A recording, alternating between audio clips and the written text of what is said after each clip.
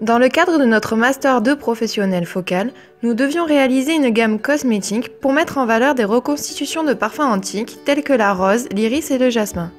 Nous allons vous présenter la formulation de la brume pour cheveux. Pour réaliser la brume pour cheveux, nous avons besoin de 5 phases.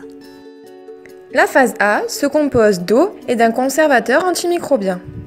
La phase B se compose d'huile d'amande douce, d'un conservateur antioxydant et d'un émulsionnant huile d'en haut, le Simulgreen 18-2. La phase C est composée de Simulgel INS 100 qui est utilisé ici en tant que stabilisateur d'émulsion, mais c'est également un agent de texture. La phase D se compose de glycérine qui sert ici d'émollient. Et enfin, la phase E qui regroupe deux multiprotecteurs thermoactifs, l'Alariana D et le Cepicap MP, permettant de protéger les cheveux du séchage et des agressions extérieures.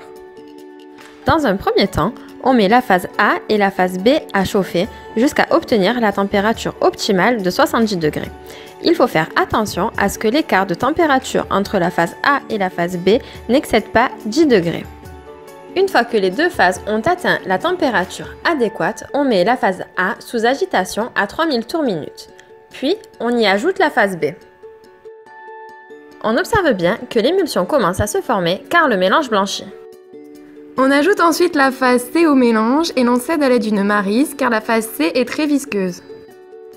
Après avoir laissé le mélange refroidir à 50 degrés, on ajoute les phases D et E et on laisse le mélange sous agitation pendant 10 minutes à 2000 tours par minute.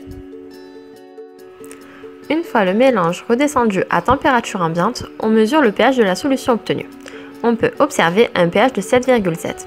Il faut alors ajuster le pH à l'aide d'une solution d'acide lactique à 10% que l'on introduit en quantité suffisante pour obtenir un pH de 5,5.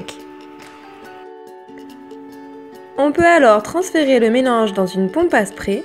Notre brume est prête à l'emploi.